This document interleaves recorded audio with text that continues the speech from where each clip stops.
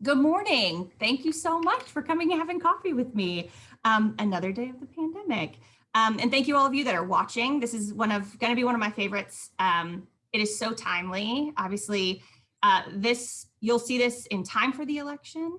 We're probably going to talk a little bit about politics.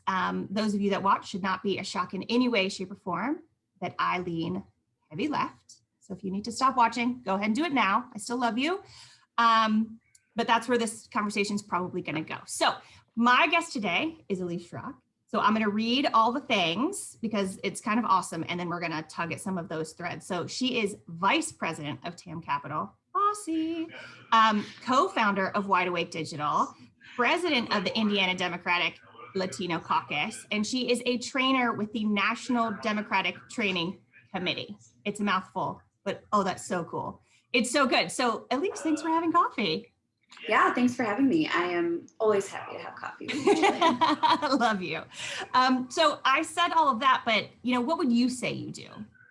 Yeah, I mean, it's hard to distill it down because I feel like every day is a little bit different and I kind of have my hands in all kinds of different stuff. But the essence of what I do is advocate for people. I'm a lobbyist in my day job, so I have clients, on contract that have ranged from, anyone from Planned Parenthood to AT&T to the Restaurant and Lodging Association. So, and then in my, I don't even know, it's not called free time.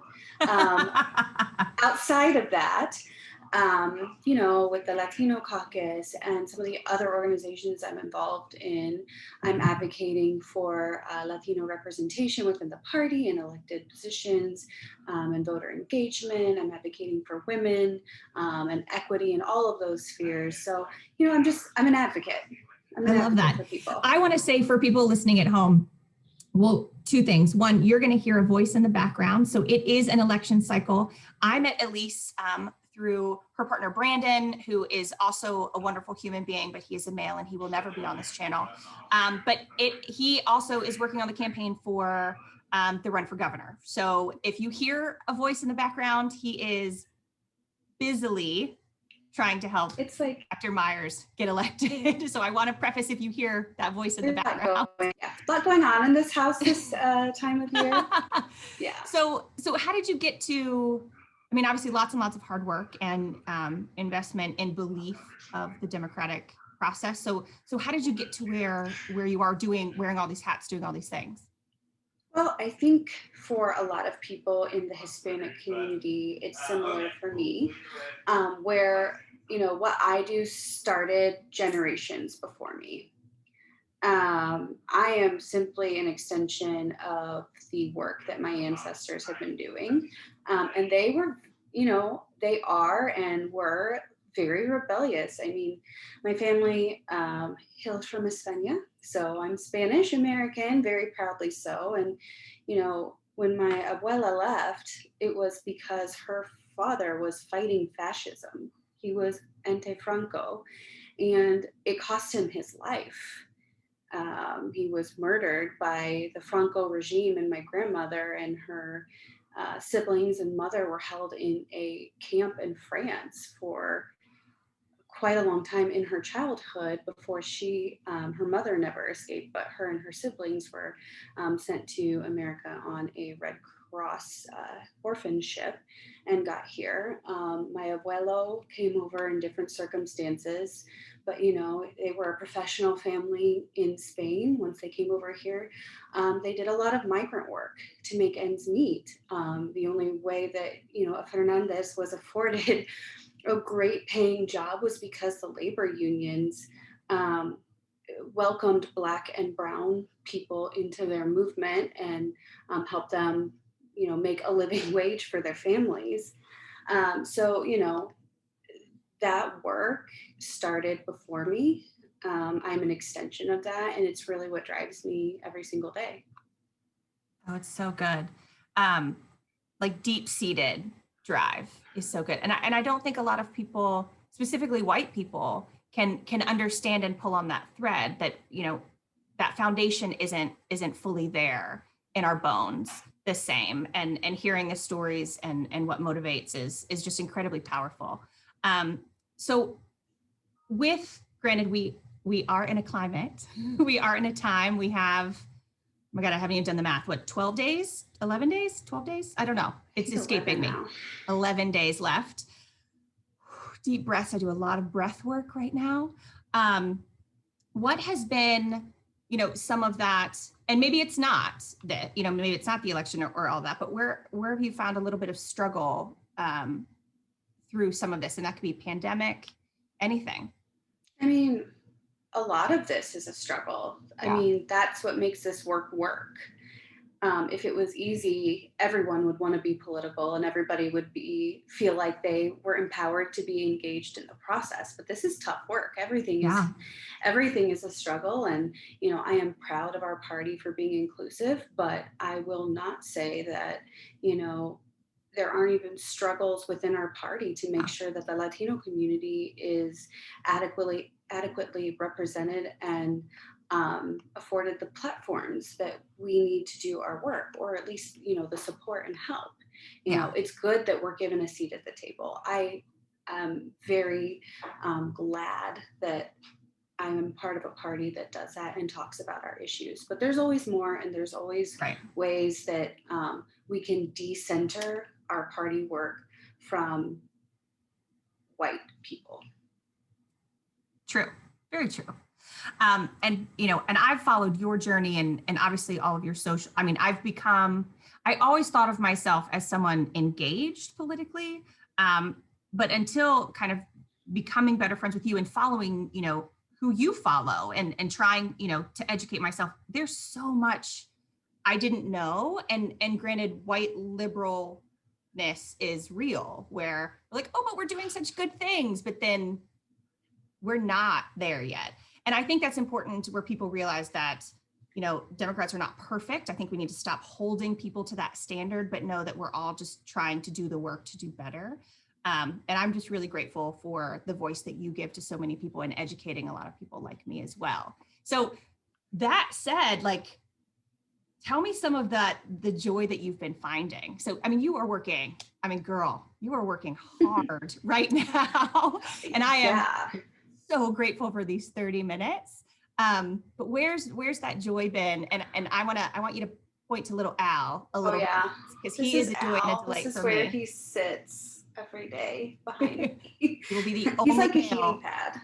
the only male ever on this channel. He's honored. We'll get him his own little pin. Where's some of your joy coming from? Yeah, as hard as this work is, it's also, incredibly fulfilling. Right now with the Latino Caucus, we've only had one, maybe two Latino representatives in the state legislature at a time. We've only had, one Latina countywide elected lately, Treasurer Claudia Fuentes, whose term is up this year. We don't have a lot of Latino judges, so it has been incredibly inspiring to see.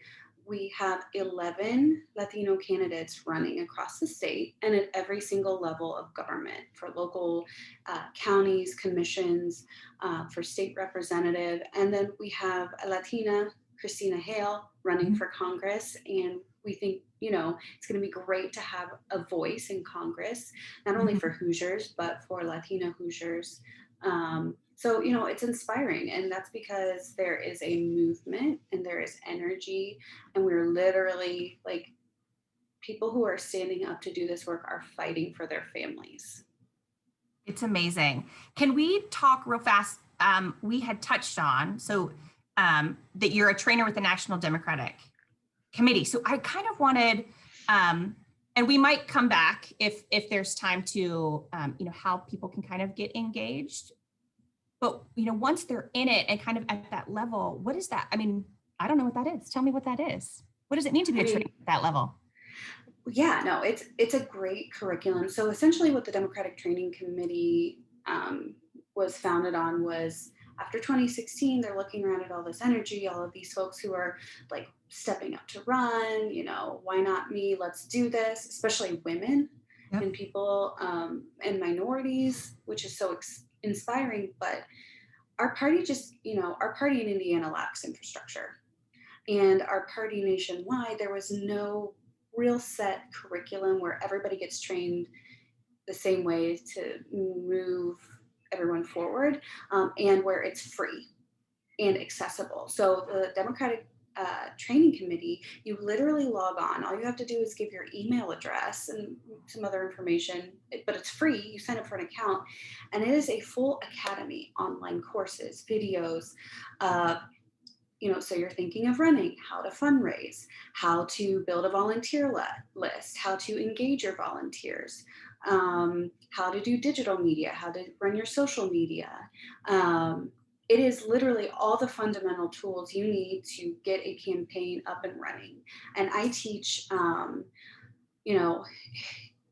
because of the pandemic, it's been a struggle. I was really looking forward to this because prior to the pandemic, we're traveling the country. So I may be speaking to the Illinois Democrats one day, or just doing, now I'm doing a webcast where I have like 200 people from all over the nation, all over every state. So before you would travel, but now with the pandemic, you can reach a lot more people actually at once. Yeah. So I teach communications curriculum there because that's my background, is in communications. So it's a great program. If anyone out there is thinking about running or that they might want to run, these are the tools you need. Just go and sign up. I mean, take a look, learn. We'll link we'll link to all of that for sure. Definitely at the end of this, and then we'll link again when we post it in all of them, because I think it's so cool, because it is true. You do get this fire in your belly, and then you're like, okay, now what? So it's so important, and it's nice to know that the party is kind of getting that together, so we at least know where do we go, and that's so exciting to keep that momentum going. So, and that might be part of your answer to the next question, but how can people show up for, and not just for you, but I want you to take it a little bit personal too, like what are your needs? And so, how can people show up for you at this time? I know this sounds really simple, but I really need everybody to show up and vote. And I need everyone to show up and vote with a mindset that they're voting for their community and not just their own selfish needs, because that's really what you're casting your vote for. Yeah. Voting is community care. And it is a long-term investment in yourself, because you thrive when your community thrives. So if you have to think of it from a selfish perspective, think of it that way. But voting is community care. When you go to the ballot, think of the people who will create a community that helps everyone around you, and it'll be better. Okay. I totally just got a little choked up on that. It's just so good. I know that's so dumb. But it's true. Like it is painful for me, these single issue voters, right? That to me is so insanely selfish that I don't agree with everything, but it's not about me. It's about us. I always say it's like, okay, so you haven't found your perfect candidate. Have you found your perfect auto insurance to sign up for? This is adulting. This is just responsible adulting, and you don't get everything you want. You need to look at your options and choose what is best for you. Oh, it's so good. That might just be a pull quote. I'm not quite sure, but that was so good. It's true though. I mean, the idea that anyone is perfect, even our candidates, is a falsehood. I'm not perfect. You're not perfect. The system's not perfect. But by doing our part, we can at least push it forward. And that's what we're trying to do. We're trying to leave our spaces a little bit better than they were before us. But you have to keep things moving forward.